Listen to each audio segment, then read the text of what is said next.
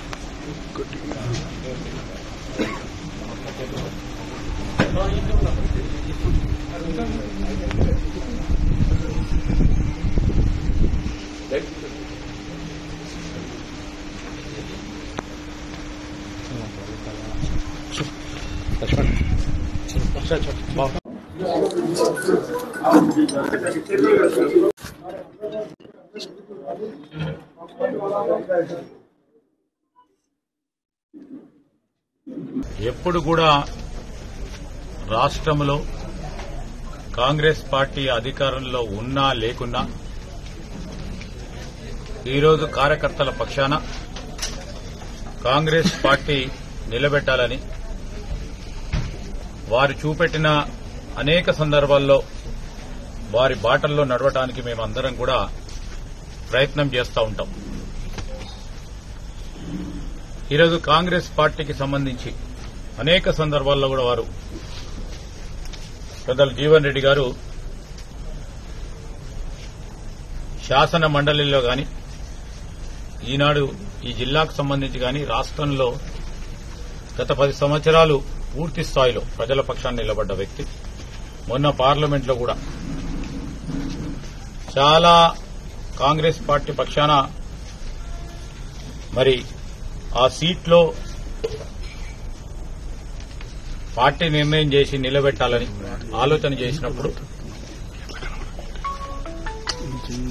Party ఆదేశానుసారం ఆనాడు 2007లో 2008లో parliament స్థానానికి కఠినమైన పరిస్థితుల్లో సమయంలో కాంగ్రెస్ పార్టీ పక్షాన పార్లమెంటు సభ్యులుగా నిలబడ్డారు. అదేవిధంగా ఈరోజు కూడా మొన్న పార్లమెంటు సంబంధించి కూడా అక్కడున్న పరిస్థితులను తెలిసి కూడా ఈరోజు కాంగ్రెస్ పార్టీని నిలబెట్టాలి అని వారు ముందుకొచ్చి నిలబెట్టడం జరిగింది. మరి ఈ సందర్భంలో కూడా వారిని మేమందరం కూడా మరి నిన్న జరిగిన సంఘటన విషయంలో పెద్దలు జీవన్ రెడ్డి గారు మనస్తాపానికి గురైనారని